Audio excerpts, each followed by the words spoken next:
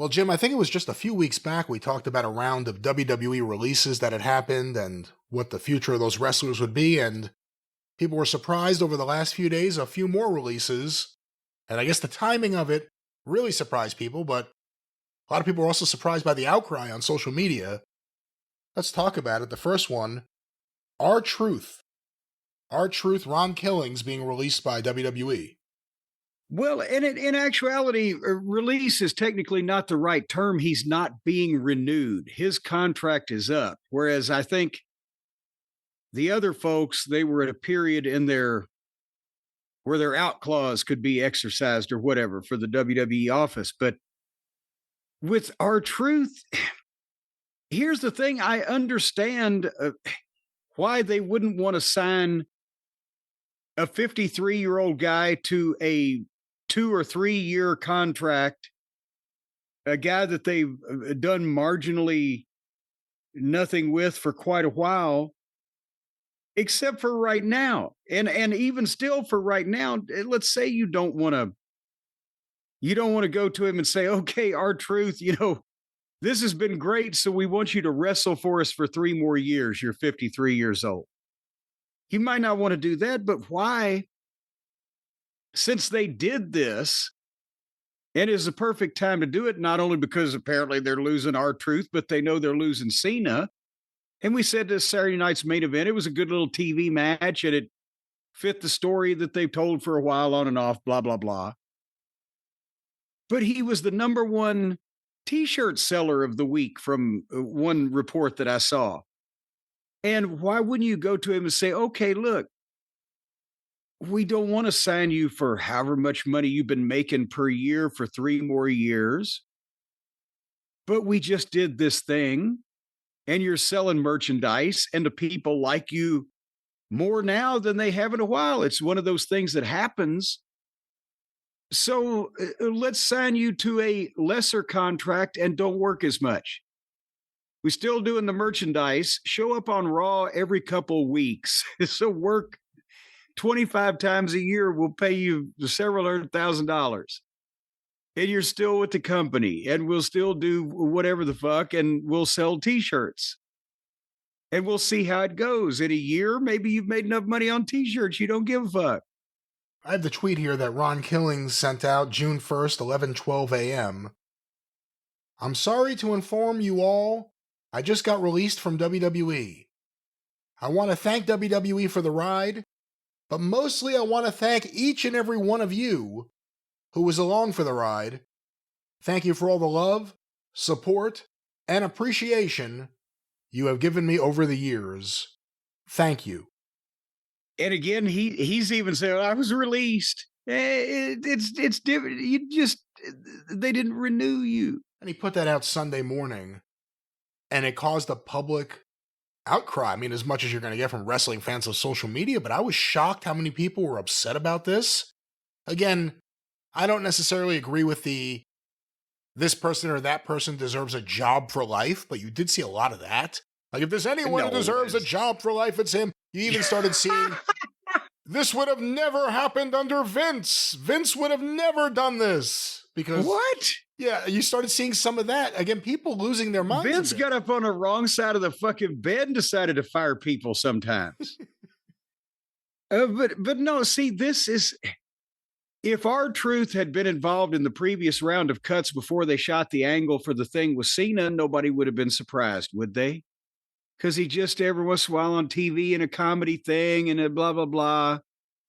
But because of that, now that he's been focused on for a few weeks, that's where people were like, oh shit. But that shows the problem with is sometimes at the top, I don't know where or how far up the decision went, but the non-wrestling people that are more in charge of, contracts or talent budgets or whatever, not maybe realizing, well, there's this guy got hot all of a sudden. We might not be able to stretch it out 3 more years, but we can do something right now. Let's go back and let's modify that. Let's figure out a way to not do this right now. Or maybe, Tony Khan is like, oh shit, If they let R-Truth go, I'll give him $3 million a year. And R-Truth is like, okay, fine. And he just, And that way they did it very different than Tony. And again, we should say that we don't know whose decision this was. We don't know if this was TKO saying cut overhead, let alone cut overhead, make it him, or if it was Triple H saying, this is the guy I'm willing to get rid of from my roster. I think a lot of people are saying this is Triple H's decision. But we don't know, again, if that comes from the top. Because even though they're making more money than ever before, they're also still cutting jobs, not just wrestlers, but people in the office of all these companies they own now. Well, that's why I'm saying if they were reticent to sign at even at whatever he might have been making, because he's been there a long time, maybe they've raised him up into, I can't imagine it'd be Brown strongman level, but you know what I mean. But okay, take a little less, work a lot less, and let's keep the merchandise going. And you're coasting now in your 50s, but maybe he's thinking, or maybe he knows, who knows, that Tony Khan will give me whatever I want. I won't argue with them. They don't want to renew me. Fine. I'll be right over here. And we'll talk about that in a second. The idea, should Tony Khan sign him just because of how much TV he's been getting recently and everything else. But, Mariah May has apparently been removed from the roster officially now. People expect her in WWE. She's been off TV for months because Tony expected her to go to WWE. Is this WWE's way of doing the opposite of that? I mean, Ron Killings may not have known he was going to be released, but I doubt it was a spur-of-the-moment decision. They knew he was going to be released. Let's get the most out of him that we can. Yeah. And then just get him off TV, get him out of the company, I guess. But it's obviously the opposite of what Tony Khan's done. Are they wrong for trying to maximize something on the way out? Should they stop what they're doing? The Billy Graham rule? Hey, something else is happening here. Let's try to do this instead of a pre-planned thing. What do you think? No, obviously, if they weren't going to renew Ron Killings, then the thing would be to get something out of him on the way out. And well, Cena's leaving too, but we could do this thing. We got time, blah, blah, blah. It's not a revolutionary thing. And at the same time, they would honestly realize in the WWE office that even if they put Ron Killings on television, getting beat by John Cena and then, thrown off the fucking bridge or whatever, it's not like handing Tony Khan a game changer, for fuck's sake. It's not like if Tony went out and signed R-Truth tomorrow and he came in as, are no lies. I don't know what, they've got trademarked. Ron Killings, probably. Ron Killings, who tells no lies. It would get a huge pop from the audience they already have. And that's not disparaging R-Truth, but he is not a person who could bring, on the strength of his own personality, hundreds of thousands of people to the show, to the viewership of the show, to make a difference in the numbers. Whatever the case, the people that already are watching that show would love, they hired R-Truth because those bad men over there fired him because he's only been there for 20 years. But then he'd be doing the same shit that everybody else is with the same people that everybody else is. The same thing happened to him that everybody else has. I guess that's the thing. If they signed Ron Killings, do they bring him in and let him do the kind of comedy stuff he's been doing in WWE? Is that what you'd want? And is that what he would do?